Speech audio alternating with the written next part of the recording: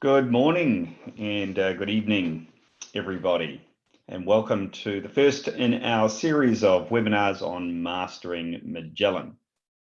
I hope you're all doing well and keeping safe in these odd times.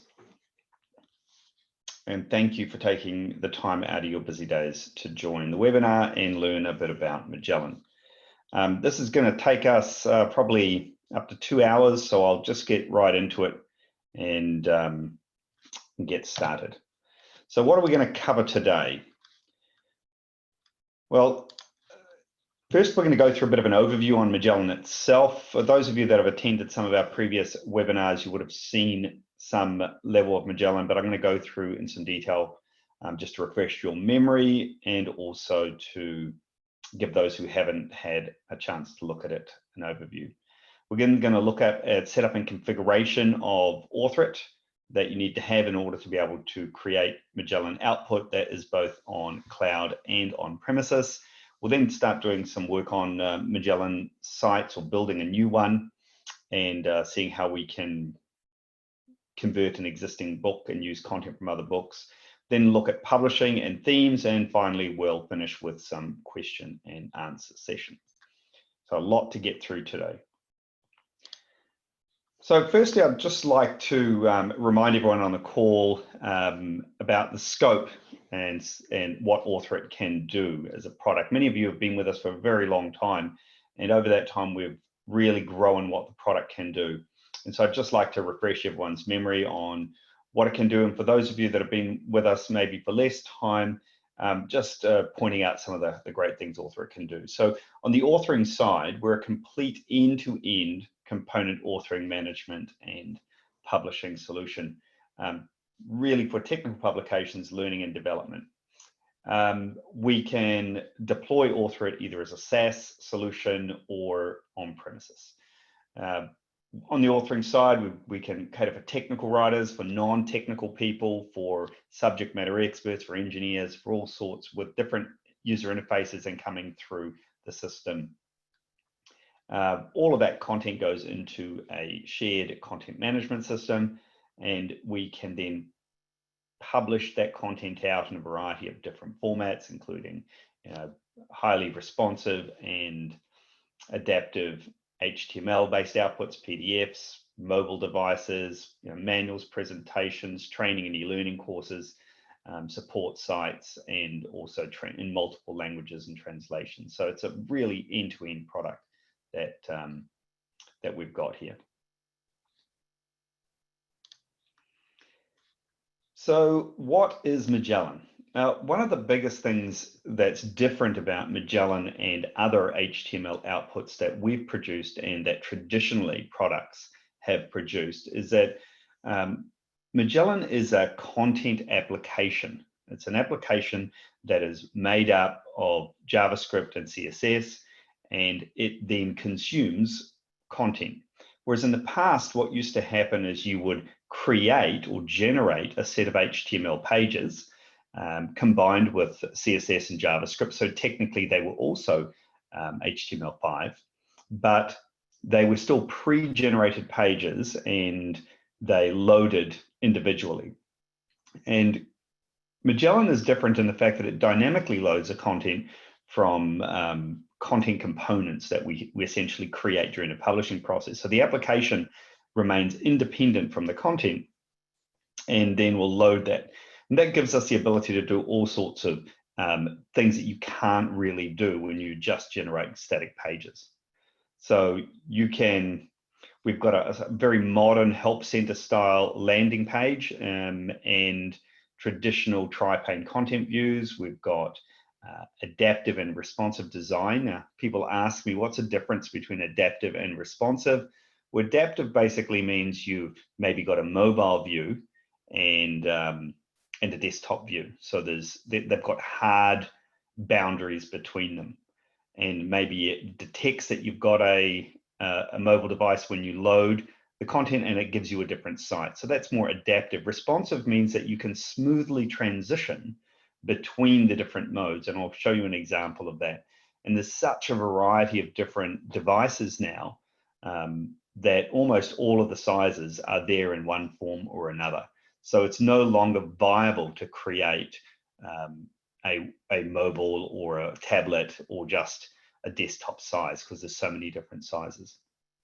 We've got lots of easy navigation. And what I've found with content is that you can create the best content in the world, but if your users can't easily navigate with a multitude of different ways to find the content, then they're not going to be able to take advantage of the great content that you make.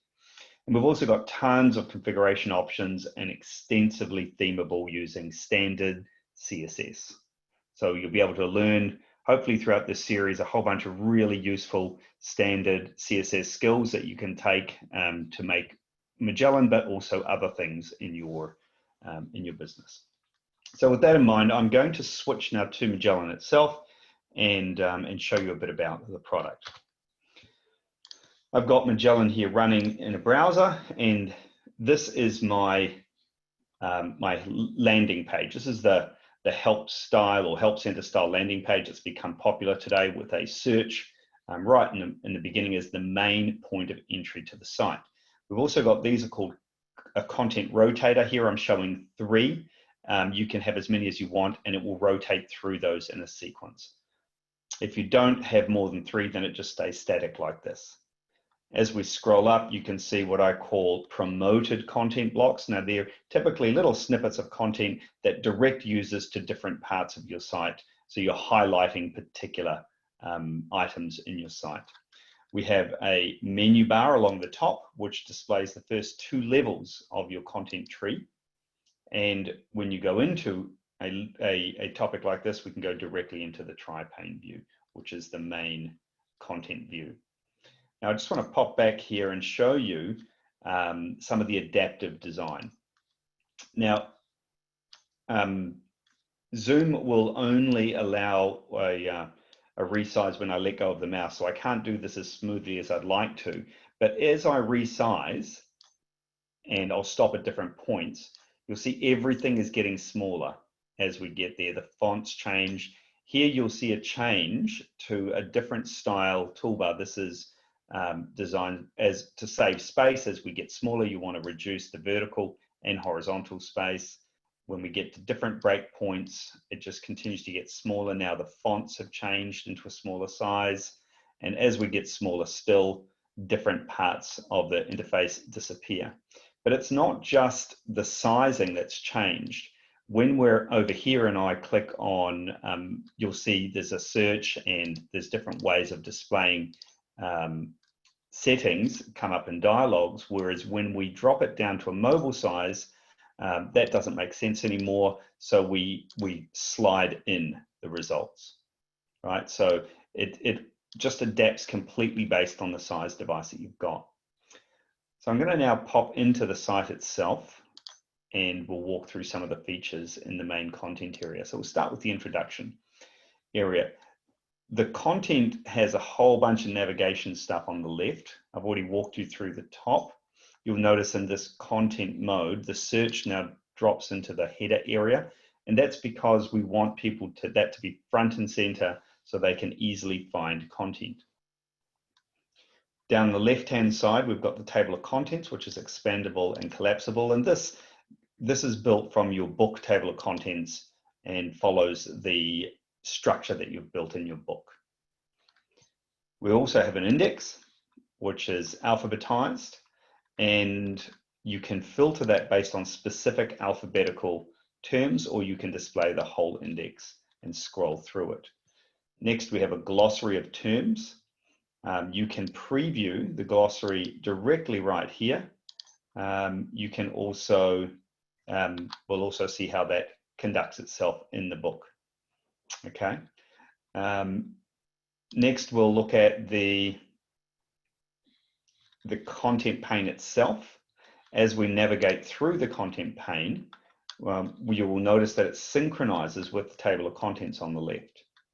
We also on the right-hand side have, we call all of these widgets, and this particular one is about keeping what's in the section. And as we scroll, you'll notice that'll change and also synchronize. Now, the reason that you'd have both is because at certain sizes, the table of contents will disappear, but you can still navigate your way through that. Or a user just may choose to not display the table of contents and hide that. All right, so you still have this information here on the left. As we're scrolling through, you'll notice we have these terms highlighted. This is the glossary functionality, so it automatically highlights terms in the content. And you have some ways that you can control that. We have expanding block type functionality, same as you would have in other HTML outputs, and different link types, standard links to go to different parts of the content, as well as things like pop-ups on hover and pop-ups on click. So you just got to think about in your content design how that works, because the concept of hover obviously doesn't exist on a mobile device. So you might want to consider a pop-up on click instead. We've also got other widgets down here which take care of different things. This is resources. So this shows a link to a PDF which I've included in this document, and I'll show you how to put that in soon. Recently updated pages. This is based on the modified date that comes out of Author itself. Recent searches, what searches I've made recently. So I could do a search for a device and the search results come up here. I could choose to save that search and that will go into the saved searches. So if we look at the recent searches, this is saving what I've searched for recently. And this is saved in an area called the local storage, which allows you to store content without putting them in cookies, so it's not susceptible to the security flaws of cookies. So there's no cookies used in it, but we are able to save settings like these most recent saves and also saved searches. And then finally, we've got Discuss, which is a discussion platform. It's a third-party platform that we integrate with. You can choose to have discussions on your published sites using this platform. Now we can switch languages. I've just got these set up here. I'll show you how to set those up later on. You can have any number of languages that you wish, and both the user interface strings and the content can be translated. There are some assistance that you can provide just for end users. Again, all of this can be configured. And then there are various options that you can provide your end users in what they display. Again, it's up to you how you choose. So if you didn't want the resources available, you can have that off, you can have it on, you can have it completely invisible so the user doesn't have the ability to turn it off and on. And so these are all of the configuration options that the product has. So that gives you a bit of an overview. Again, when we resize, even at the content, you'll see the behavior changes at different points based on the size of the screen. So I hope that gives you a good overview of what the product is capable of from an end user's perspective. Now I'd like to drop back into the presentation and we'll talk a bit about how you can create these sites. Okay. First, before we get into configuring, I just want to walk you through again using this diagram how the publishing process works. For those more technical amongst you, Author content is stored in a database. We extract that content into a format called resolved XML. So this is a variation on Author content or component XML, which has all of the properties of the Author components, but laid out in a way that makes it easier for transformations to occur during publishing. If you look here on the XSLT plus the resolved XML, go through the Saxon transformation engine, and then that is converted into the JSON files and the content files that are then consumed by the Magellan application and create the end site.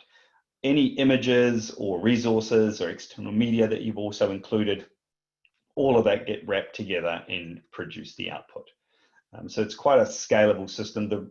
This is in practice what most Author outputs are going towards in terms of our publishing technology, because this process here of running them is much faster than the older process of generating the HTML files directly.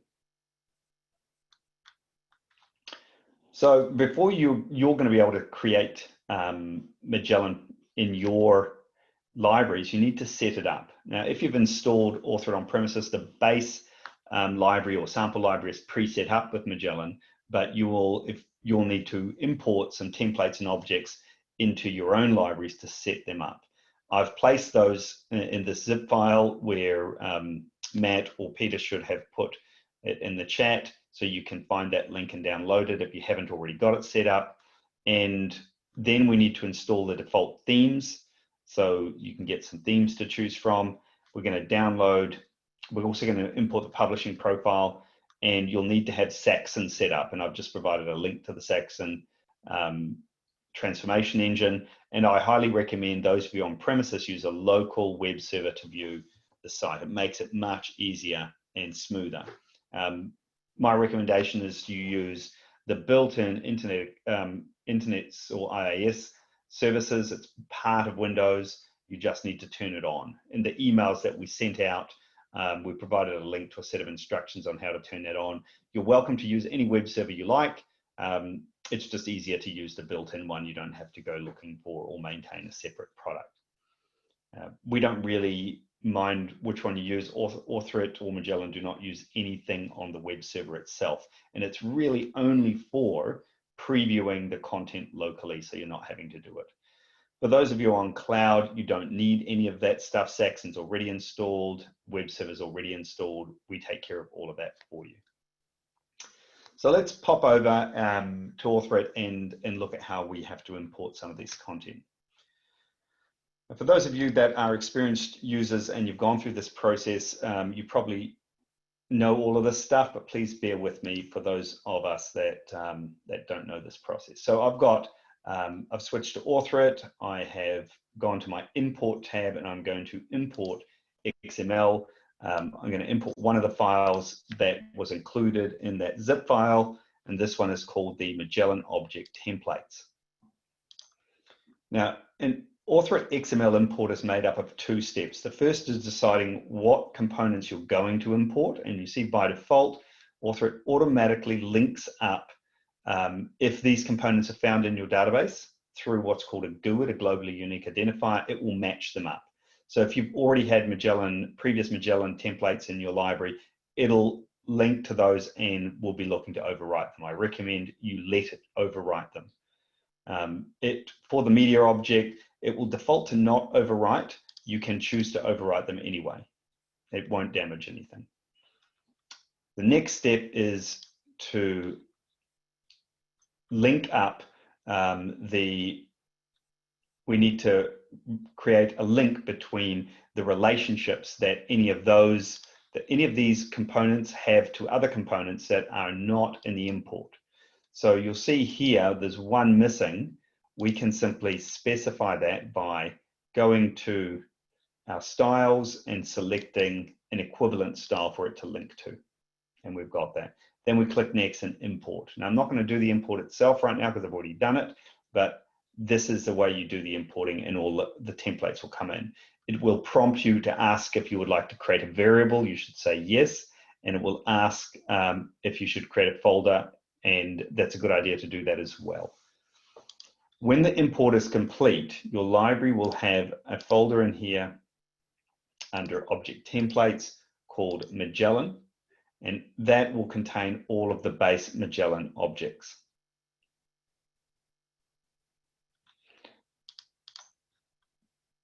Okay, inside the Magellan Help Center, we're now going to look at the setting up of reuse behavior. So this is a new feature we introduced a couple of releases ago, which allows you to decide what happens when someone creates a new book based on this template. What happens to the content, to the default content?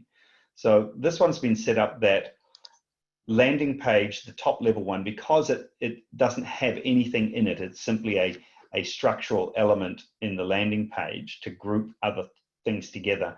We're just going to force reuse because we don't want lots of people creating lots of copies of this. So we're going to force a reuse. The same with the landing page rotator. It's simply a container or a grouper for the landing page items that are in there.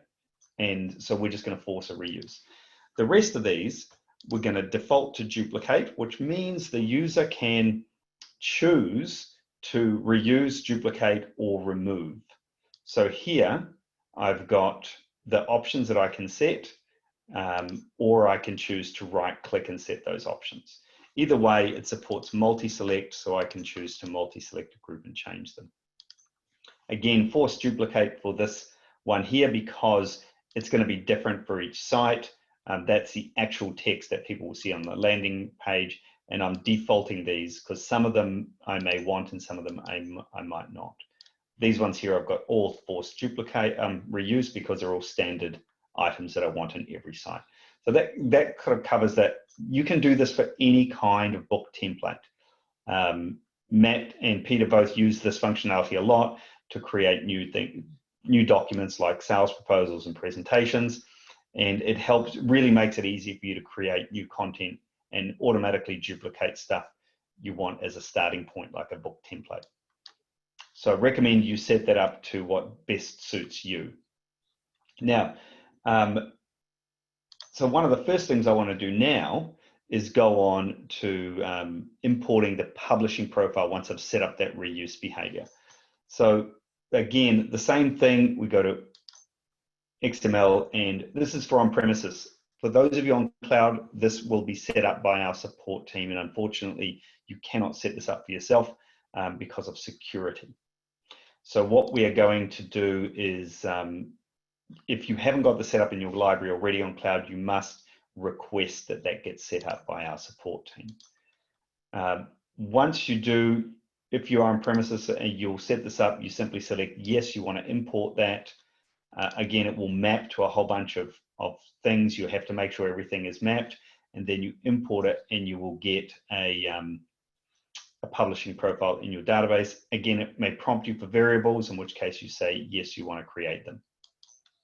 Once that is imported, it will appear in your publishing profiles folder or across in your publishing console. I'll show you. We're just going to go into it for a minute because there's a couple of important things that you guys have to pay attention to. Magellan uses a resolved XML output as we showed in the diagram. Okay, there's a bunch of options which are specific to resolved XML. I've set up that only books based on the Magellan Help Center template can be published. And that prevents people trying to publish stuff to Magellan that doesn't have the right configuration. This is a new feature we added a few releases back, which allows you to have review information included in the resolved XML for downstream processing. You can either have that at prompt or you can have it at none. It doesn't actually affect the Magellan output, but it's a feature that you can have in there. Under the theme, this is where we replace some of the standard media objects with this empty one so that they don't impact on the Magellan publishing, and where you specify the graphics. So for all the media, it should be set to web transformed. Now, under filters, I haven't got anything, although you can set up your own filters if you wish. And then at the publishing end, we've got two actions that occur. One of them is this compile Magellan site. This calls out to a PowerShell script, okay, which is located and installed with AuthorIt. That if you have installed AuthorIt to a folder other than the default, you must change this path to match where you installed AuthorIt. Publish folder, it will find that automatically. Saxon folder, this is another important. After you've installed Saxon, if you have chosen to install it to the default folder, it will be installed here. You'll notice that Saxon installs have a home edition, that's the one you're installing, and it has also got a version number associated with it. You must have, the link that I've given you is the version number that we've tested everything with. You can install a later version as you wish, but then you'll have to make sure you change this publishing profile to point to the correct folder. We've got resolved XML is set automatically. You don't need to worry about that. And this is where it finds the themes which we're going to install in the next step. Okay, if you've got a web server, you've got to tell Author where the web server folder is. I've actually set mine up to be the standard default IIS. Then I added a subfolder called Magellan.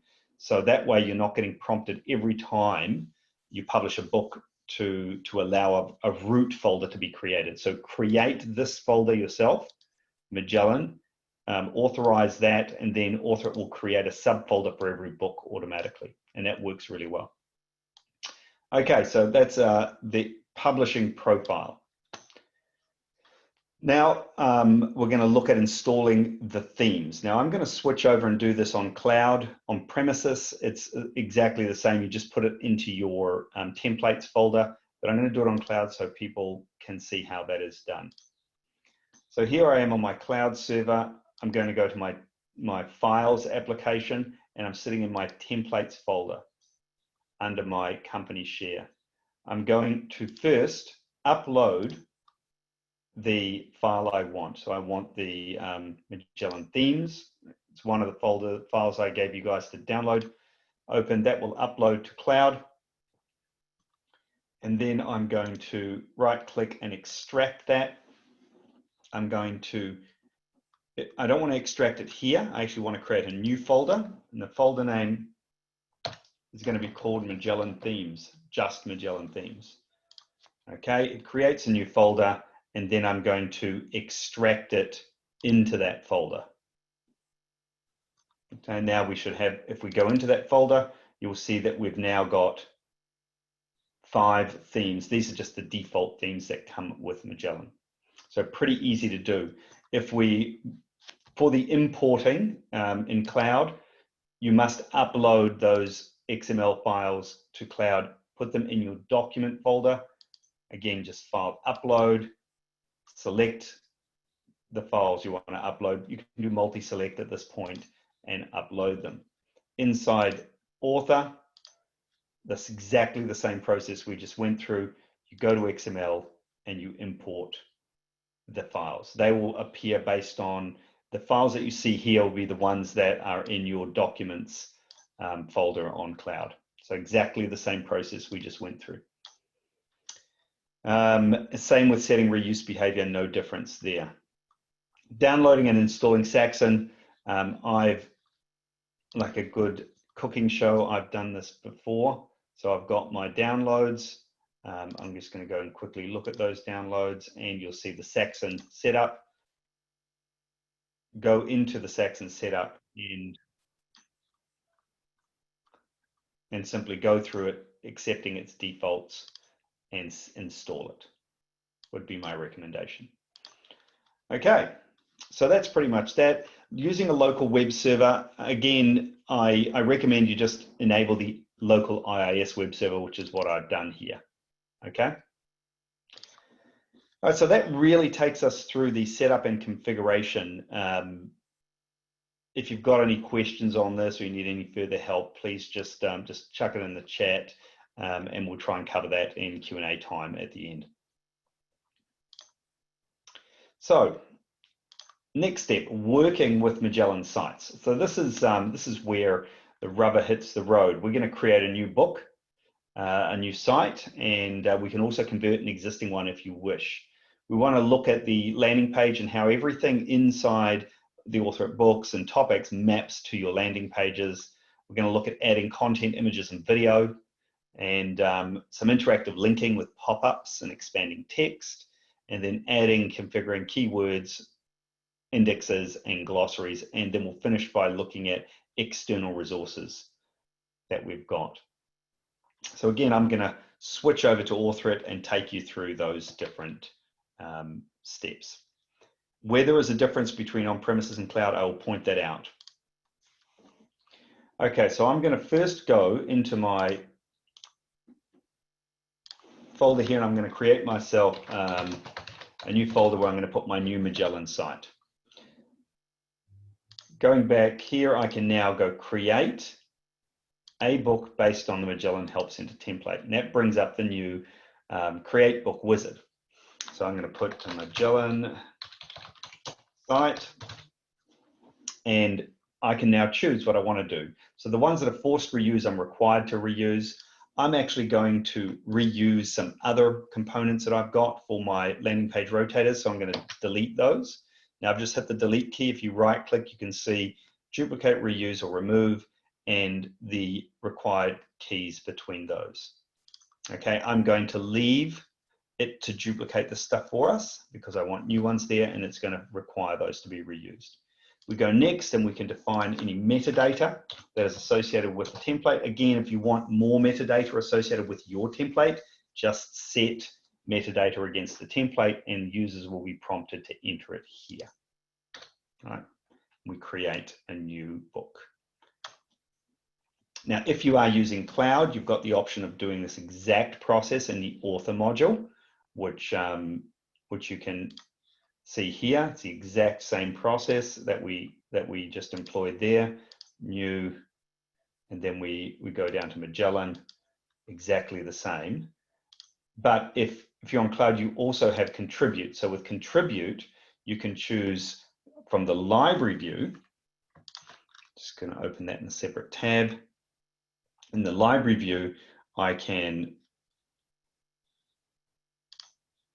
create a new book in a folder of my choice, and I can actually, so I can go down here, so create it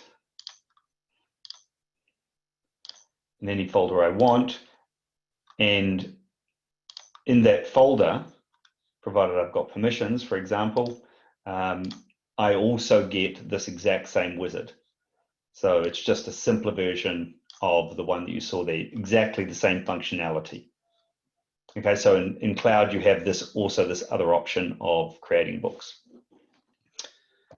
Okay, moving back to the book that we've just created and we've got open.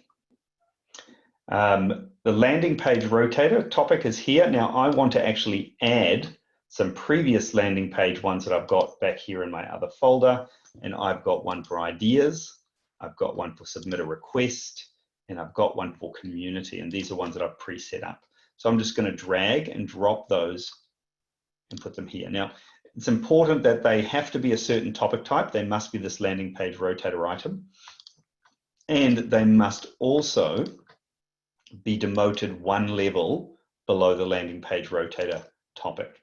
So that now gives me my landing page topics. Now, these are very simple topics. They simply contain a graphic, which an icon, which I've created, and I've got some text. The first link that Magellan finds inside that text, it will use as the destination. Now, in here, what I've done is just put in an external URL, but it can be an internal link if you wish. Any other links you put in here will be ignored, so it'll only use the first one. You can put plain text in here, you can put embedded topics in here. It's up to you how you build this topic. But bear in mind that it does have a maximum height, so our recommendation is that you kind of keep these short and sweet so you don't upset the aesthetics of the site. Now for the landing page content, this is the text that will appear on your homepage itself. Again, you can put anything you want in here, but recommendation is you keep it nice and short and sweet because it's just on that landing page. And then this is promoted content. I'll take you through building one of those in a minute. But first, I actually want to add some content to here. So I can do things like add some books, right? Some sub books. I'm just going to pop those in here. Remember not to put them inside the landing page grouping. I did that earlier, and it doesn't work properly if they're in there. So keep them outside. And then I'm going to go to a different book, and I'm actually going to copy or reuse some objects from a different book. So if I wanted to, for example, use, I'm just going to arrange these like this, and I'm going to reuse this section here, which is my getting started section. I'm going to pop that there, and I'm going to reuse my introduction book, which I'm going to pop there as well. And then my getting started, I'm going to pop that after this one here.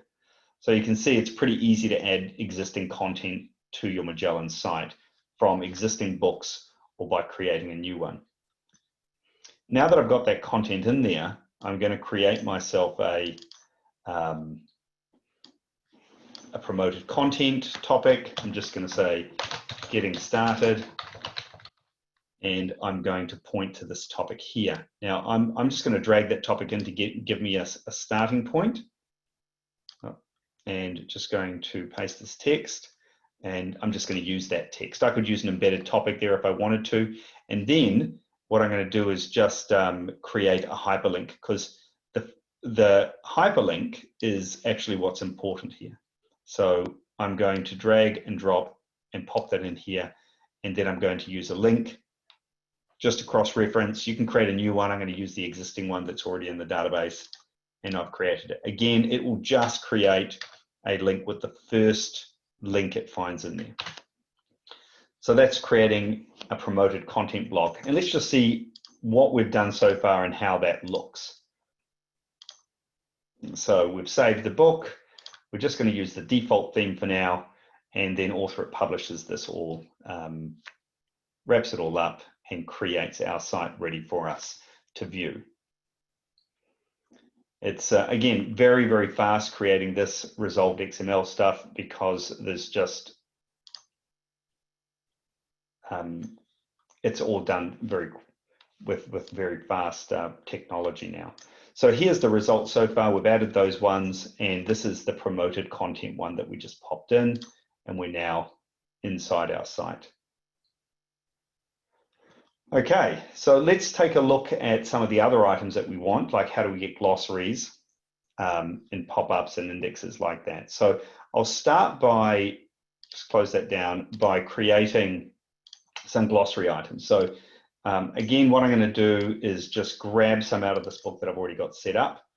A glossary is really just a bunch of topics that are sitting underneath a glossary object. So here it is here. I'm just going to drag that whole thing and pop it into here. So now I've got all of those terms. You can have a specific glossary term template like I do. It's not actually required, but I think it's nice for keeping good content management to have that as a specific type of topic. And these types of topics can have any kind of content you want, including graphics. It will even display videos and things like that. For obvious reasons, I suggest you keep them pretty small. It's not intended that they're going to be massive, but this gives you the idea of what you can do. So if you wanted, for example, to put a image in here, I can search for a case, and here's my Protect case image. I'm just going to pop that in here, and there's my image. Okay, so pretty easy to add images and content from your database and pop them into your book. If I go back to just going to save that, and I want to just walk you through how to add video into your site as well, and Magellan supports video as well. Either video brought in from a static video file, or video brought in from a site like YouTube or Vimeo, or other services that you may subscribe to. So I'm just going to go to a topic over here. I want to chuck a video into this topic. Okay, let's do that. Again, I go back to my knowledge base where I've got a video already defined, example video, and I'm just going to drag and pop that in here. Pop it onto another paragraph and save that. Okay, so what's in it?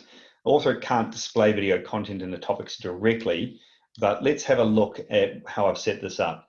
The way we've done it is it's actually a coded HTML file, which is stored in my resources folder.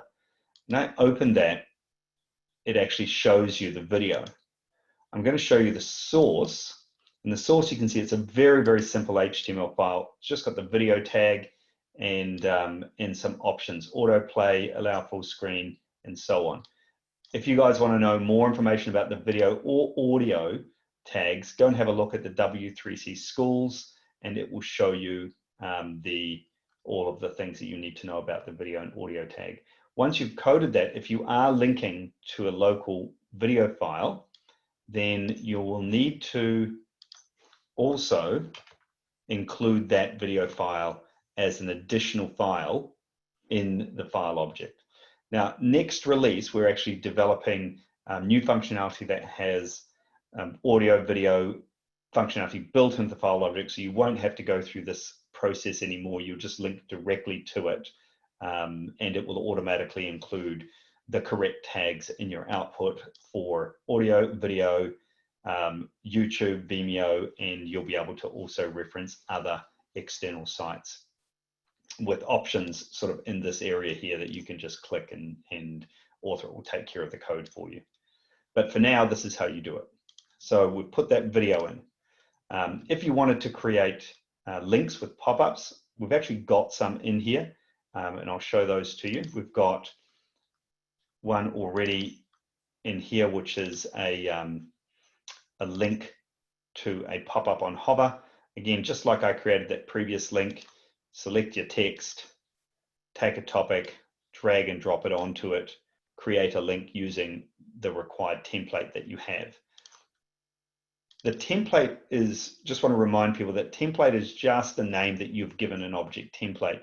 The real thing that's making it a pop-up or a click is this setting in the web tab. So these are the types of links you can have. The setting is blue because it is inherited from the template. And that's how I like to control my standards, by having templates for those things. So I've got a pop-up on hover template there. In here, I've got a pop-up on click, right? So I've got that one. And further on, I've got, in one of the other topics, I've got an expanding block as well. So if we wanted to use an expanding inline, for example, I could do an expanding inline, and then I say, well, I'm going to expanding inline that goes into, just for argument's sake, this topic here. And I create one expanding inline, and you'll see how that will behave when we get into the output. So that shows you a bit about creating images and video, interactive linking, pop-ups, and expanding text. And let's take a look.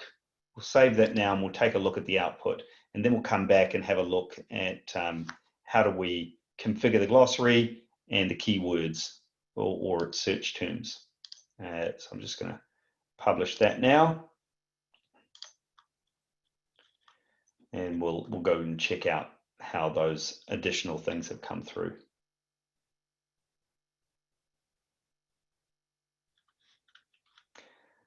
Okay, great. So we're going to refresh. Now, just be aware, if you're using Chrome, Chrome is very, very reluctant to give up its cache.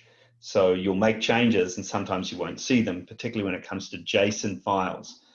When that happens, you have to do a Control-Shift-R in Chrome, or Control-Shift-F5 in some browsers, or Control-F5. You need to force it, and if it still won't release its cache, you might need to open it in a private browser window to force that.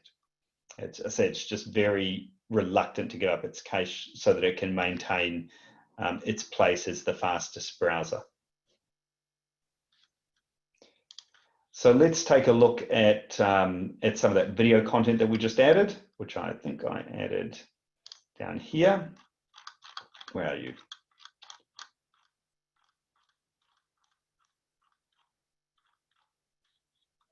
I'm looking at the wrong book, sorry chaps. Let me view the right one.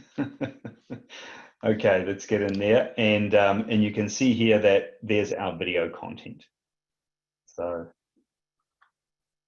and again, the controls that I've got in there for auto playing, that is happening because that's the way the video tag is configured, and the size and everything, it's all configured in the video tag. If we look at some of the links that I put in there, let's go into the description. You can see that pop up on hover link. We can see the pop up on click. You can see the expanding inline. And then if we go down, you can see the expanding block. So you can use these as much or as little as you like in the output.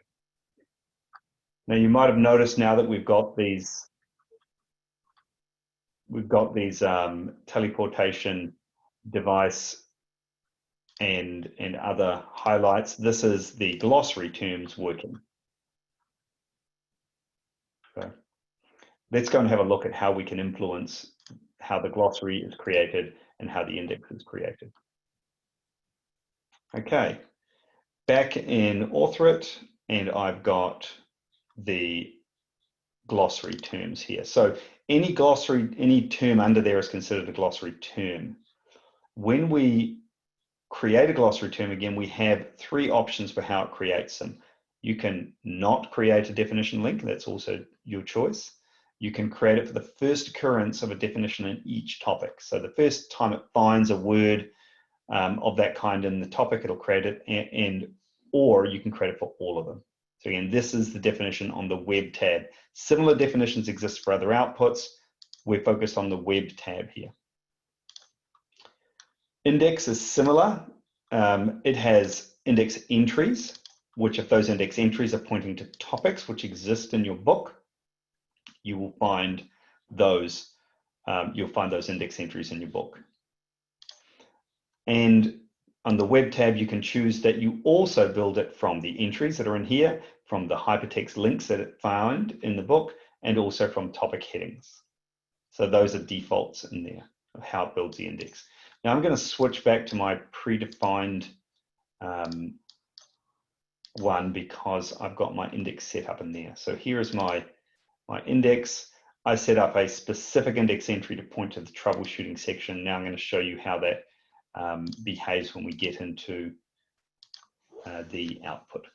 Now, just a note on glossaries, they are case sensitive, and they are also the sequence of them. It always creates them in reverse length sequence. So the longest ones get created first, and I'll just show you why that's the case. When we go into the output, if we look at the glossary, we've got terms in here, for example, that are teleportation device, and we've got teleportation. So one would obviously end up nested inside the other. Now it doesn't do that because it does the teleportation device first, and then it does teleportation. So you won't see that. So it's case sensitive, and it will not create them on top of existing links either. So if you had a link on top of this, then it wouldn't try and also put a glossary term in part or all of your existing link. So it must be free text. And my current setting is to create it for the first occurrence within each topic. Now, if you don't like the little icon, we're going to go through how to remove that kind of stuff if you don't like it. But otherwise, you will see the all of the glossary terms have been highlighted. Even inside an expanding block, the glossary terms will be there. So let's go have a look at the index now. In the index, we created one index entry, and that was called solving problems. Right, so solving problems jumps to the troubleshooting topic, which is here. Now, the other thing that these keywords do is they participate in the search. So if I had problems as my, if I can spell correctly, if I had problems, you'll see it's actually come up with two topics: problem solving, where it's found the text problem in the topic, but it's also come up with troubleshooting, which it doesn't occur in the text. So it's just finding it because the keyword is associated with that topic. That's very useful if you are, for example, creating documentation where you might have several words that people are likely to search for and you want them to find a topic. So if you were documenting, say, holidays, you might put words like paid time off, PTO, leave, vacation. So when people search for those terms, they actually come up to the policy on how to take holiday. So that's how the indexing works. It ends up as keywords in the search as well. Right, and so the final thing I want to take you to is adding resources. So at the moment, there are no resources associated with this book, and we're going to add one. And it's pretty simple. Essentially, a resource is a link to an external file. Now, by default, Magellan is set up to recognize Word docs, spreadsheets, and PDFs, but you can add any file type you want, provided you tell AuthorIt through a variable what that file type is and how it's described and what icon you would like to use to represent it. Now, we're not going to go into the detail of adding resource types that aren't default. We'll do that in the next session, but I want to show you how to add a resource. So in my knowledge base book, and actually in my Acme accessories subbook, I have got a topic which talks about replaceable parts, and it's got an Acme repair kit, and I've got a PDF that I want users to be able to click on when they want to find it. So if we just do Control K to bring that up, I've got that link already defined. I can select it, and I'll go into that link so you see what it is. It is a link to an external location that has a PDF extension. So whether it's linked to an external or you've also chosen to copy that file from your own and publish it with Magellan, so you can do that, or you can point it to another location. It actually looks for all URLs with this PDF extension, and all of those will be wrapped up and put into the resources. So at the moment, by default, it looks for PDF, Doc, and Excel, and it will automatically put those into your resources section. So all we have to do now is save and republish, and you will be able to see, well, we can't republish the accessories subbook because it's not a Magellan site, but we can republish the Magellan site.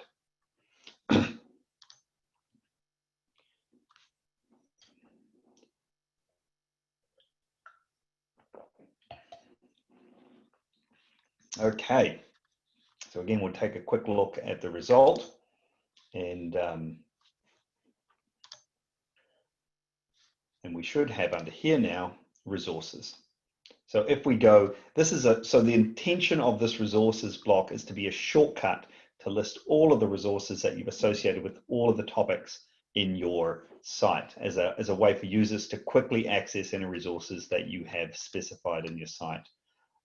If we also go to the location here, you will find that it's already here, Acme Repair Kit, and it's got this little icon to indicate it's an external link. Again, that's something that's been added by the style sheet, not by AuthorIt. It's not hard-coded, it's a style sheet CSS setting. Well, great. That takes us to the end of this section. So I'm going to just pop over now back to my presentation, and we'll look at the next section, which is publishing Magellan site. Now, you've seen me publish that a few times. I just want to show you that's publishing it on premises. So I'll just walk you through publishing on cloud so you can see how it's pretty much the same. And then we're going to look at some of the log files that Magellan produces to help you track down any issues that you might have.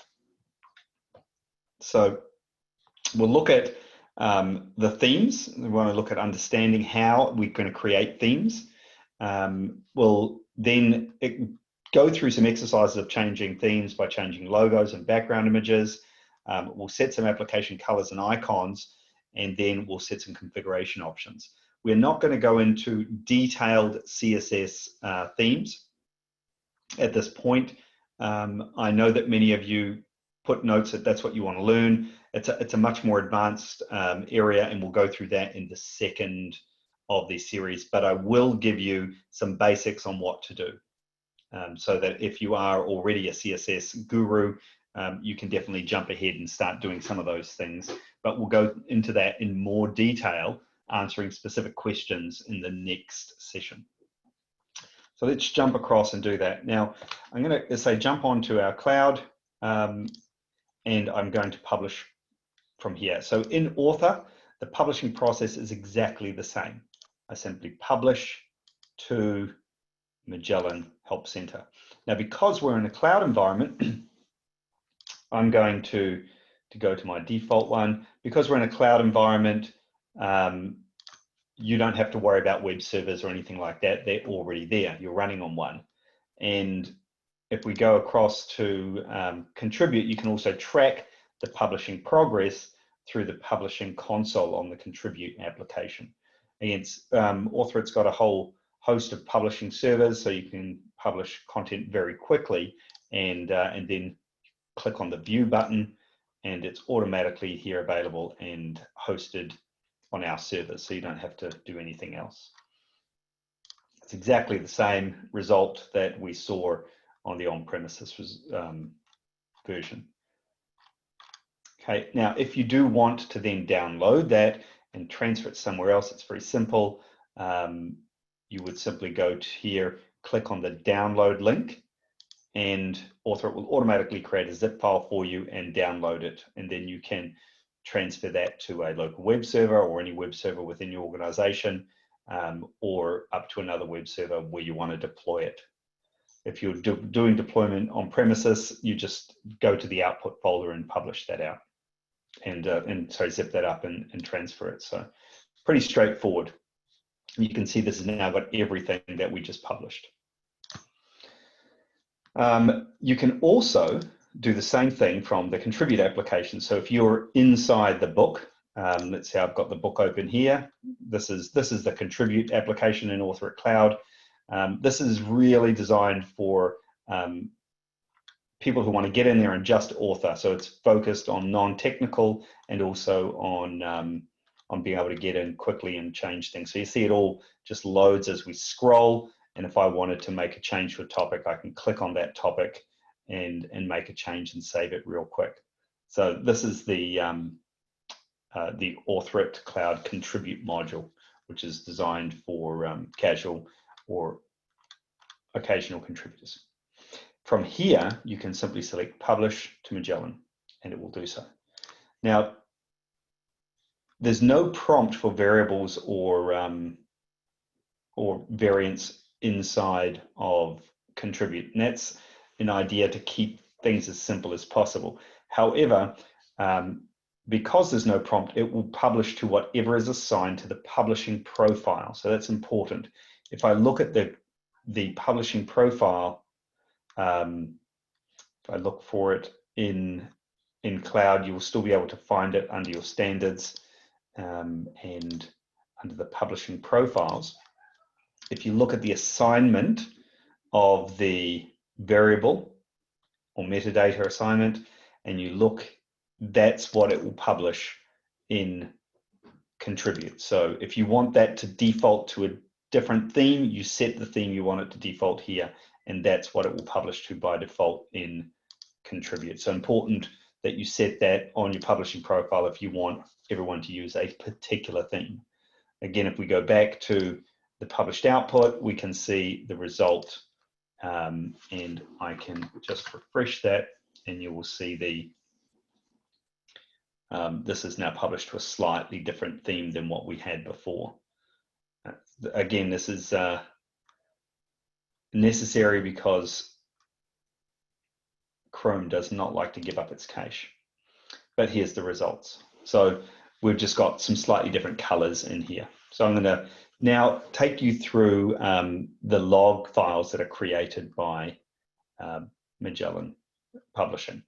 Now I'll do that here in Cloud while we're here, and then you can also have a look. We'll also have a look on premises. So here under my publishing, which is up in my files, you'll see the name of the publishing profile, and then you go into your output, and you'll see here there's a number of logs. We've got Magellan script log, we've got the standard publish log, which is the one you will see if you click on the log button here, you will see the AuthorIt standard publish log.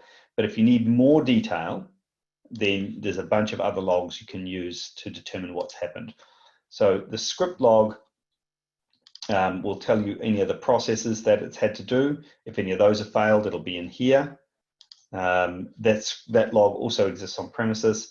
The Saxon log is also really important. That shows you everything that happened, and if this is the compiling, if anything broke during compiling, you'll have the details in the Saxon log. And there's also a log for the copying files around. Now, if we switch back to on premises and look at the output here, I'll just use the open folder button. Again, you will see all of the logs. You've got the indexer log, the Magellan script log, publish, robocopy, and Saxon logs here as well. So those are easy ways to find if there's anything broken. Before you call support and ask them, they're going to just tell you to look at the logs to see if anything's gone wrong. Now, one of the big changes we did between the first version of Magellan and now was to really separate the engine from the output. And so if you are starting to work on themes, which we'll start to look at now, and suddenly things stop working, you have to first determine if it's your changes that have broken it or not. So that's why we've got this default setting. When you publish to Magellan Help, this default theme means it's going to use all of the defaults that come out of the engine. It's not going to use your theme. And if it still works in the default, but it's broken in your theme, then your theme is where the problem is. And support, technical support, is not there to provide help on your own changes, especially they can be very complicated, but I encourage you to use the Author community and get support from the community. Technical support folks do jump in there as well, so do I, but that's how you can determine if you've broken it or whether it's something broken in the product itself, which then technical support will help you with.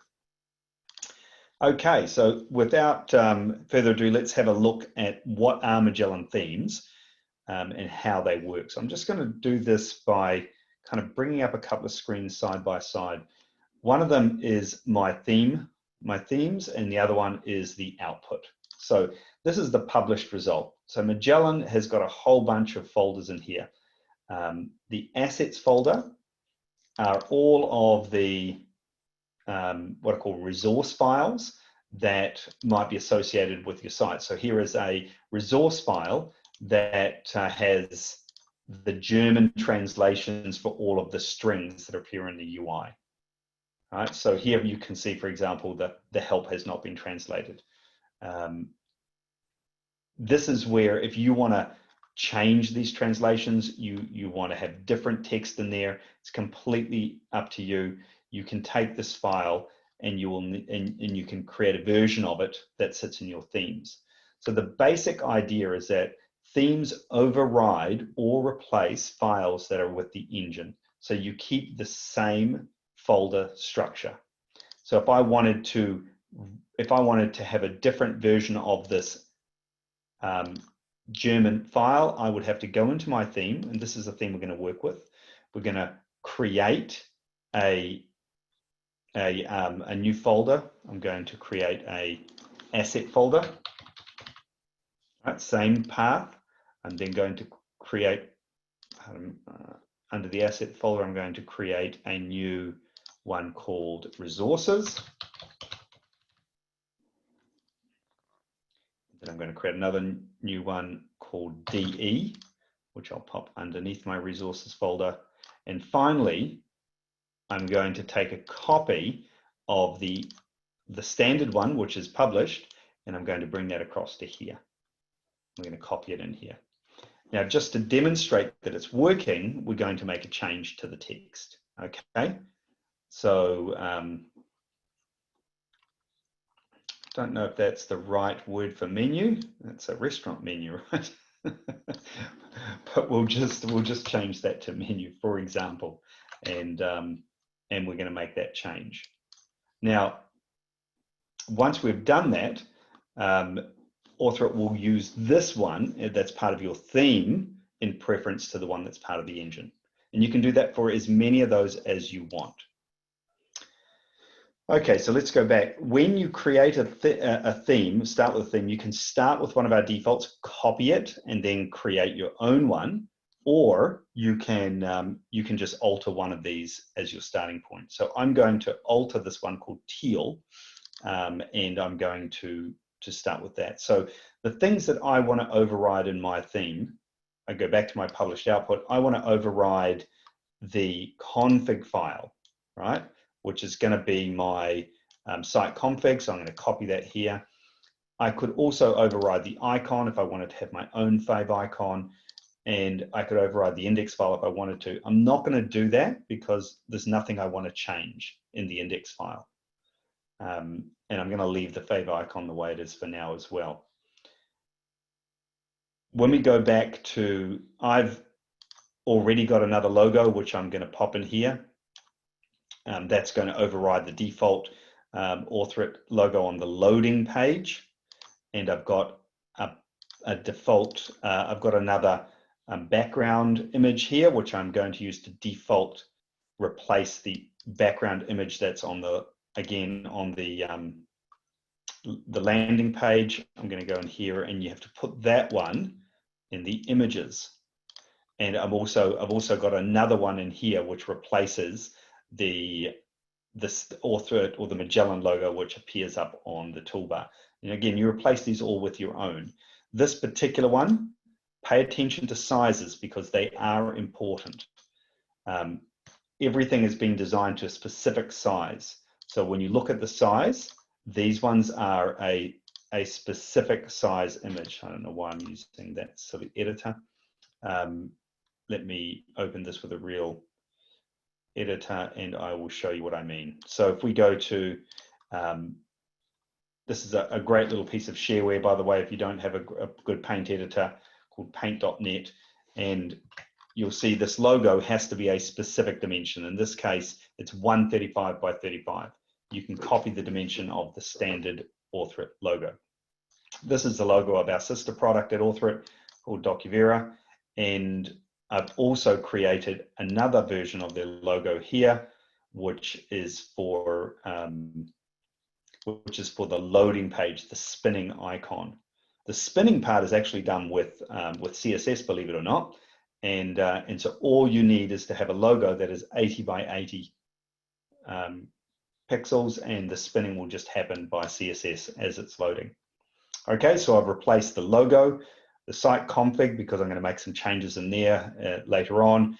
In the images, I've replaced the main logo and the landing page, and we're going to get into the CSS next.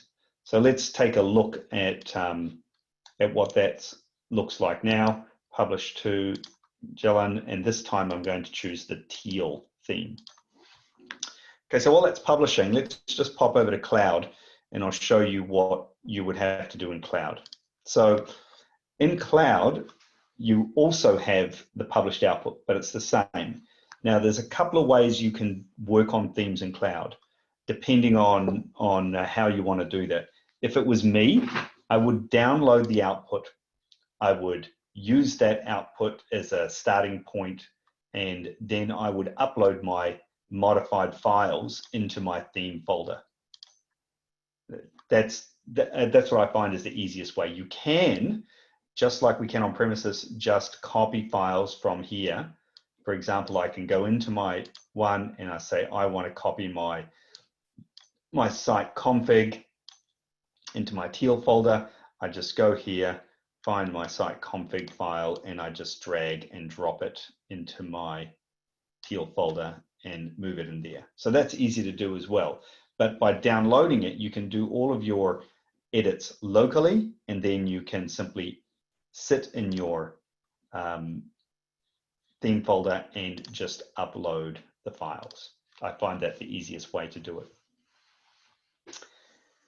Again, it'd be useful if you had a local web server, because then you can simply load it. So I'll show you what I mean by that. Let's go over to, this is the site we've just regenerated, and I'm going to do a Control-Shift-R again to get that. Oh no, this is the wrong browser. Sorry guys, this is the right site. You'll see now the spinning logo. If you saw that, it was very, very brief, but we've now got a site with the right logo. If we go to the home page now, you'll see we've got a different background image as well. So other things that I might want to change might include some of the look and feel. So let's see how we can change some of the basics of a theme. So going back here, there are, under the CSS files, there are 3 main CSS files that control the look and feel. The first one is the main style CSS. I'm going to open that, and I want to point out that it says, do not modify this file. Okay, so this is part of the default author engine. It is left in this state to act as a guide for you so that you can copy stuff out of this file and put it into your theme CSS file. So the theme CSS file acts as an override mechanism to the main style CSS. Now that is one of the great things about CSS is they are cascading. So when one is referenced after the others, you can take things that are in here, copy the rule. Every CSS thing is called a rule. You can copy that, and you can move it or copy it to here, and it will override it. So the way the themes work is it's a override mechanism, not a replace mechanism when it comes to the CSS. That way, your theme is always only extending or overriding things which are defined in the main CSS file. Okay, so I'm going to leave this up here for reference, but we are not going to make changes. There is extensive commenting in here. It's broken up into regions. It's got detailed explanations on how each section of the site is configured and even the hierarchy of the elements in it, so you can easily figure out how to do it. Personally, I use Visual Studio as my editor. You can get the community edition. It's free. It's a great CSS editor, and it will save you a ton of time over using other products. But for now, what we're going to focus on is the things that we're going to change in the session are going to be around colors and icons and some functional elements that are changed very, very easily using these variables. These are called CSS variables. So here I've got my colors. Literally, you just put your color in there. So if we go to a site online and you wanted to get a color out for someone, you literally go to it, right click, this is with the color picker, and take a sample of the color and pop it in to that as your primary, secondary. You'll notice that in the functional colors background, we've got the heading background color, for example, references these base colors. You can do that, or you can just have a specific color in here. So you've got a panel heading background color. So what's a panel heading background color? Panel heading will be a heading inside a panel. The widget heading background color, right? So you can go across to here and look at, when we go in, these are the widgets. This is the heading. This is the background color. So you can kind of get an idea. Okay, what I've also done in here is this one has got different icons for the plus and minus. Okay, and you can see here that there's a wrong icon in here somewhere. So let's go and try and figure out what's going wrong in that style sheet. So here we've got icons. Icons are, oh, there it is. TOC close needs to be, let's see, related widget.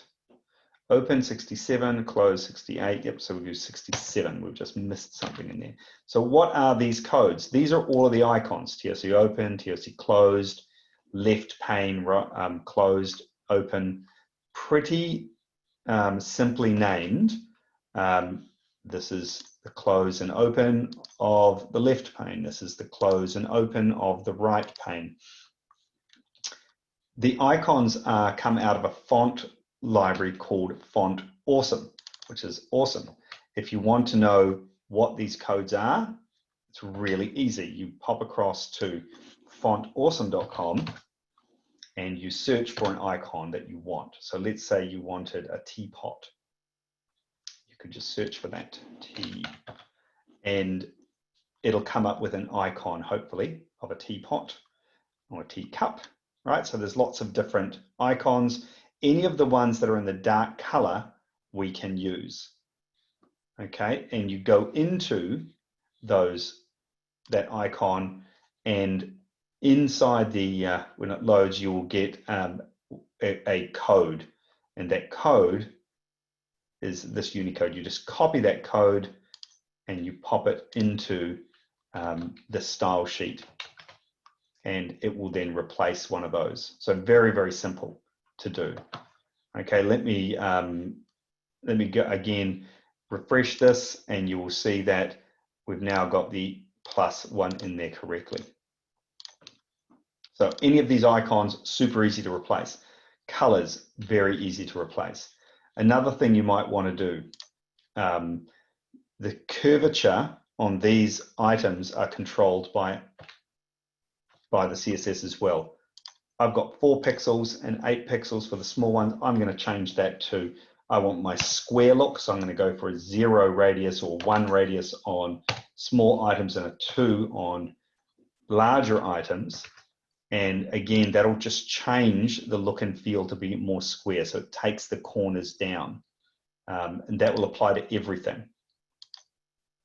And very simple to get those changes in there. It applies to buttons, it applies to config settings.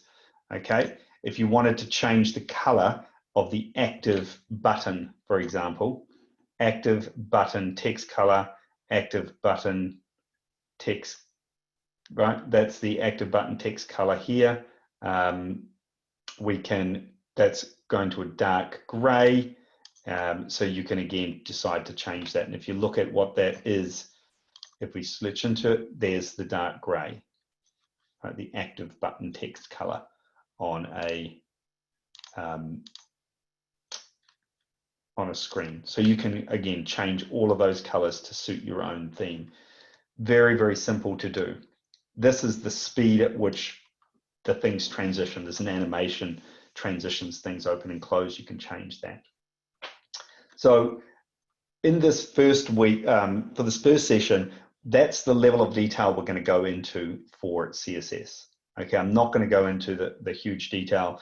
For those of you who are advanced, you can go in here, you can search for the bit that you want, you can experiment by copying it and pasting it into down in this section, and it will override it. Okay, keep your experimenting simple, and just beware if things break, then you'll need to back out your changes. Right, next session we'll get into more detail on theming. There is one other style sheet you need to be aware of, and that is called content styles. So again, I'm going to open that up and show you content styles are literally the styles for authored content. If we go back into Magellan site, authored content is in here. Authored content is in these boxes. These are all authored content here. So when you are talking about authored content and how it's formatted, anywhere that content out of authored is placed is covered by those authored content styles. Even in the glossary terms, when we look at a glossary term here, it's covered by those styles. Okay, so let's go and have a look at what you do.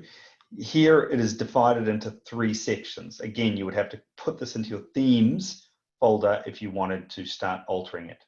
There is a table section. Tables are really cool. We'll go into detail on that. In Magellan, we have introduced a whole bunch of table style names that is derived and implied from your content structure, but also by using the name of the style immediately preceding the table.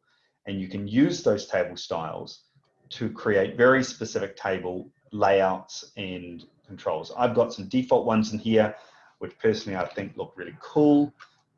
You may have a different idea on that. The table background colors and border colors from authored will come through. If you want to override those and you don't want them to come through, you can do it in here by specifying, for example, that the background color is none. So here, for example, border none, that's important. And I could also, for example, decide to put that the border color or the background color here is white. I could decide to make that important, which means it overrides even settings that are on the elements themselves. So if you save that and look at the result, it will actually wipe out any colors that have come from author it there. It's very simple changes, and you can get whatever effect you want in here. So that's tables. If for those of you that are technical, just inspect the element structure and you will see what I mean. Okay, let's have a look at references, and you can do specific tables here. This is a reference table. You can do it on a specific template. You can also do things for links. So I've got a specific style which I've dotted decoration for a pop-up on hover, right? So if we go back in here, there are defaults for the links, which include these icons. But if you go back to my pop-up on hover example, which I had here, see it's got a dotted underline. That is coming from the style sheet here. So for example, if you didn't want that icon, you can use this section here using the name of the template that you've applied, and then you can set your rules. The content region is all of the styles coming out of Author It. You have to have an entry for them in here. I've put all of the default ones in. What you can do is generate your document to display in HTML and have a look at the CSS that Author It generates and just pop some of those in there, or make your own. But the default stuff should include most, if not all, of the standard styles that Author It ships with. Let's look at something a little bit specific, which is quite neat. Here I have added an icon which sits in front of my heading procedure. So how did I do that? You can have a look here. It's got this nice little icon here. I like it. Some of you may not. Very simple again. Heading procedure using the before element. You can set the content to the font awesome, the character, some padding, and the font needs to be set to that. Okay, very, very straightforward, and you can have a nice little icon in front of. I've done something similar with things like notes and warnings. You can add icons to them as well. And so in the same way, you can take an icon off these ones here. Settings. So that's going to say cover what I want to cover at the moment as far as setting things up. Now, remember, I've been altering this is a little thing sometimes you get caught out. I've been altering them in the live output folder because it's just easier. Now I better remember to take the theme and the content one that I've changed and copy them back into my theme one so I don't lose the changes. So now when Author It republishes, it's going to grab those ones. I hope that is all clear to you guys.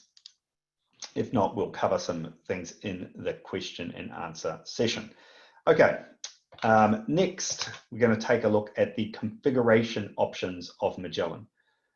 There's a few of them, but they all pretty much behave the same way. So I'm going to go into my config JSON. JSON is a JavaScript file, or it's a kind of JavaScript data file, a standardized format, and it's not very friendly to look at in these standard editors. You can get more friendly JSON editors if you want to, but I'm just going to use good old Notepad++ to show you. So the config options under this config section have a whole bunch of different options. So discuss, for example, I can either have it enabled. Now, what does enabled mean? It means the user is allowed to change it. Visible, that means that it's the option, the actual setting is visible, and what is the value that it will be set to. So, for example, if you said you wanted discuss to be turned off by default, but you wanted people to be able to change it and you wanted it to be visible, then you can make that setting change. And when someone, let's republish that so you can see the result. Again, you can just make the changes in your published one here and then copy the site config back if you want to see the effect. Sometimes it's a bit easier. So again, if I say I'm going to set this off by default, I can then just reload my site, and discuss won't be there, but I'm allowed to change it because it's enabled, right?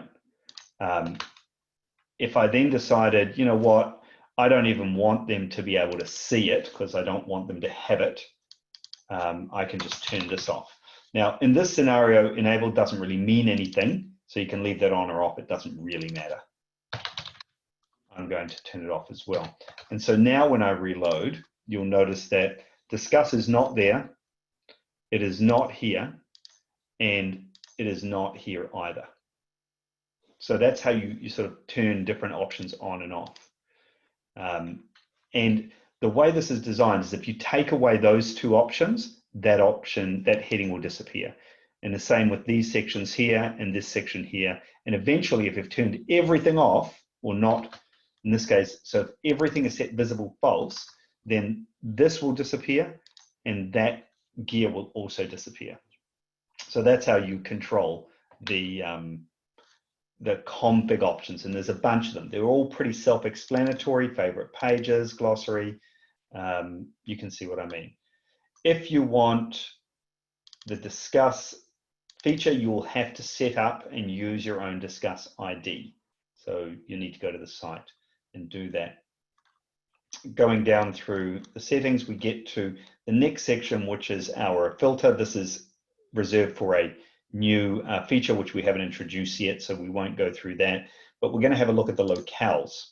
Locales are important. So first of all, I've got, let's go to the site and so you can see how this translates. So if I go to my site, I've got my locale here, it's got 10 and it's got 11. Now those don't look very friendly, but I could actually, that's coming from this ID.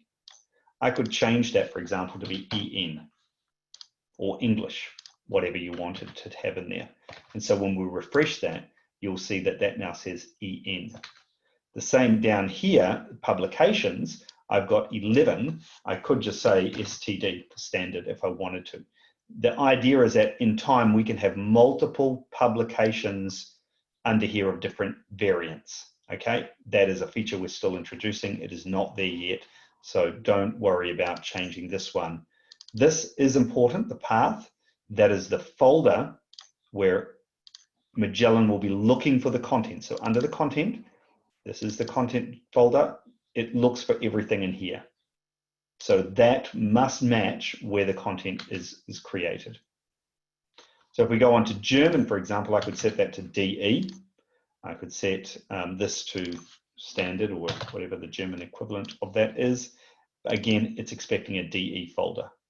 Okay, so I'll save that and we'll have a look at the result in Magellan, and you'll see now we've got this number is the topic. Okay, so how do we get German to work? At the moment, if I switch to German, it won't do anything. Why hasn't it done anything? Well, because there's two things that have to be true for the language to switch. The first is it must have a content folder which matches what you have set up in the locale folder, the path. So I'm going to fake that, but I'm just going to copy the content folder. I'm going to copy it here, and then I'm just going to call that DE. Right, just give it a name. That's same content at the moment. Ideally, you of course have translated content in that folder. But now it's going to go and switch. This is also very important. That locale code here must match with the resource string JSON file that we looked at earlier. So if we go to back up to the assets, resources, the way it works is the first two characters will be a folder, and then it looks for another one called JSON, that.json. So it must match. So that way, if you had several variants of German or several variants of French, you could have a different UX string variant under the same French folder. So let's have a look at the result. Now that we've got German content and we have a German file, we can switch to German and everything switches. Okay. And you see that with that change that we made, menu came up there. And all of the text is translated in here. Again, you can make your own translations for that, or you can use our default. If you want us to incorporate your beautiful, better translations into the product, just let us know and we'll update our defaults. Okay, so that gives you a pretty good overview of the options as well. My recommendation is that if you don't have these languages, just take them out of your config file. They're in there for as examples. If you've got a locale, it's great, but if you don't, say you don't have French, then just take it out. Just make sure you match things up correctly with the brackets and stuff, because you can break this file pretty easily if you delete the wrong stuff. Okay, so that kind of brings us to the end of the session, really, and now we're going to get into our question and answers. But before I do, I want to give our co-hosts Peter and Matt an opportunity to let me know if I've missed anything that I should have covered. Peter and Matt, anything to add? You covered a lot of cool stuff. So it's for a non-techie like me, it's a bit overwhelming, but I guess our audience is much smarter than I am, so they'll pick up very soon and create brilliant Magellan output. Great. Any comments from you, Matt? No, I think you've got it all, Paul. That's great. Thank you. Thanks for that. Now let's. So with that in mind, we're happy to move through into the question and answer session. But before we do, I just want to cover off that we will be having 2 more sessions on this.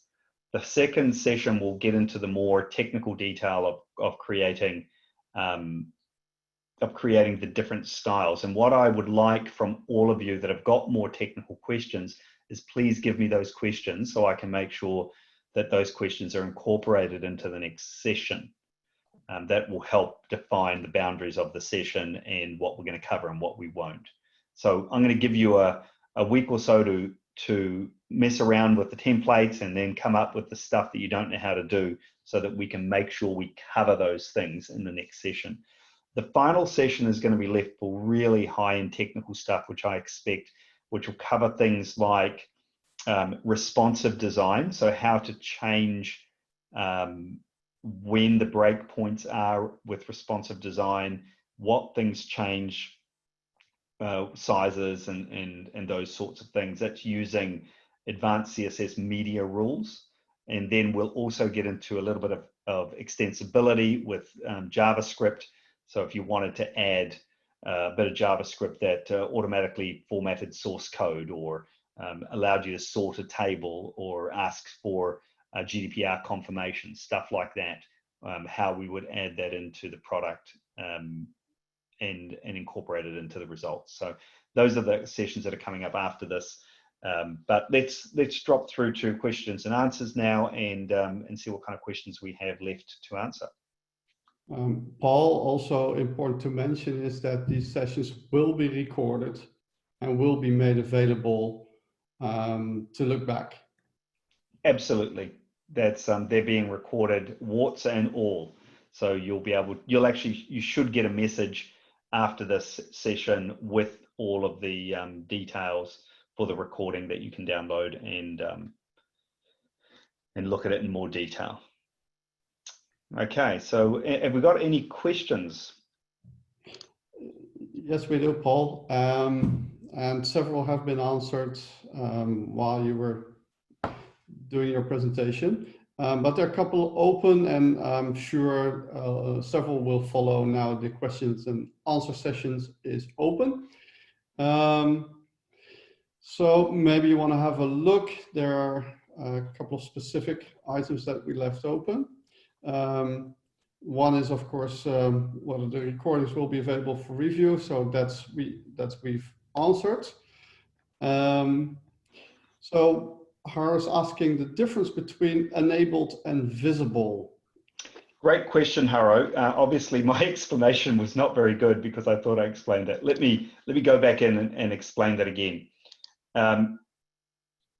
Okay, so going back into the config option. Okay, I'm going to show you an example of what enabled and visible means. So let's say that the default value of favorite is false, and the enabled is also false, but the visible is true. Then what will happen is I won't be able to change that as an end user of the Magellan system. So I do it when I come in here, see how it is, and because it's disabled, I can't change that. I'm clicking on it. You can't see me doing that, but I am, and I can't change it. So it means that as a author, you can choose which options you're allowed to turn on or off. Invisible just means that you can show them there is an option, but they're just not allowed to turn it off. It may not make sense to you to have that if they're not able to turn it on and off, but there are 3 settings there. So you can choose to have it on and visible and enabled, or on and invisible, and or on and or off and visible, but not enabled. So they can turn it on or off themselves, or they can't. I hope that's answered the question. I also see there's another question there from Lena. I will answer that question because that's a great question. The question is, I had 2 overlapping windows and I was able to drag and drop between them. That's right. So there's a couple of tricks here. First, often people don't have some options. And I went over this in my last tips and tricks. It's really important that for good usability that you have save window positions selected and save window sizes selected. That means that whenever you finish with a window, it will actually be in the same place when you open it again, and size. And lots of other things are linked to that, like the width of these things here. This is all linked to it. Same within here. If you want it that wide, next time you open Author it, if you don't have that selected, it'll be back to the default, which is somewhere around here. So important to have that option selected. The other one that controls is called, when working in the book editor, keep the main library in the background. I prefer that so that when I open windows that are over the top like this, I don't get when I click on here, I don't get this window disappearing behind the main window, because it's essentially a child window of the main window now. And when I have 2 books open like this one, they can swap between each other. So when you're dragging from one to the other, the trick is put the one you're dragging from so the one you're dragging from will take the focus as soon as I click on it. So what I do is the one you're dragging from should be on top of the one you're dragging to, so that you can do this, and then dragging from and then move it into there. So that's just the way I do things. Yeah, it's unfortunately Windows management can be a pain in the ass. So please, just if you're dragging stuff around, a lot of people use dual monitors to try and get around this problem as well. You of course can do that. If you're on cloud, this behavior is a little different, because the main difference is when you're running it in a browser, like we've got here, you've got your browser window, and you can't minimize windows in this view, but you can if you go direct to RDP. We are working on allowing this windowed view here to support multiple monitors as well. I hope that answers the question. Okay, what's the next one? Magellan as an offline platform. Very good question. We had that question in the earlier session as well. Magellan must be, at the moment, served by a web server. Now, this is an unfortunate side effect of increased browser security. Essentially, JavaScript cannot communicate directly with your hard drive or any information on it. You can imagine the security problems if websites could just read stuff off your hard drive. So there's a basically websites or JavaScript can only talk to stuff in the browser or on web servers. So you must have a web server, preview it and run it. However, we are working on an option to package it up into an app so that you would be able to create a Windows app or a Mac app or a iOS app or a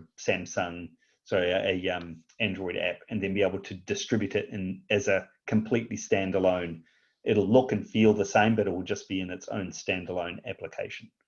And that's something that we're planning for future, but I cannot give you a date or any sort of more details on that because we're still in the planning phases. Okay. Can you get rid of the standard landing page? Can I have a totally different page? Not right now, but we're planning to add a config option that will let you not have it. So that is definitely a request we've had from some people as well. Okay. Then a question about the section engine, whether it should be on the local computer or on a network folder. It's going to be executed by your local computer, and depending on group policies and Windows, if you have it on a network folder, it may not work. But if you are running publishing servers, then you need to have it in a location accessible by the publishing server. If you're publishing locally on your machine, then just publish it and install it locally would be the easiest thing. But you can check with your IT folks on that. I install it locally when I run it locally on my computer. Again, in cloud, you don't have to worry about it. We've already installed it. Then Lex is asking, can you include a list of other books onto the landing page? And will the global search go into those books? Oh, okay. Not yet, Lex. That's the next phase, which is doing multi-site or multi-publications in the same site. So not yet is the answer to that question. And Stephanie is asking about using 2 monitors, and one book is open full size and want to locate an embedded topic the Windows automatically minimizes. So for each topic being localized, right. It's probably a feature back in the days before monitors. So you're saying that when you're on premises, if you open a book and you locate an embedded topic, it will automatically minimize the. Let's see if I can just quickly find an embedded topic and make sure I understand what you're asking. All right, so you click locate. Oh, okay. And you're saying it minimizes topic the window automatically minimizes. So it's not doing it for me, so maybe it is related to one of those settings. Oh, I just removed it. That was not intentional. So I'm assuming you're going only at full size book on. Oh, okay. Let me try that. I wasn't aware. I see. Okay. Yep, I replicated that. I don't know is the answer, Stephanie. I would have to find out why it's got that quite odd behavior. But suggest you log a ticket with support for that one, and I'll make sure it gets through to the team to have a look at. Okay. Hey, that's awesome, guys. Look, it's been a good session, hour and 44. No, hour and a half. So is that right?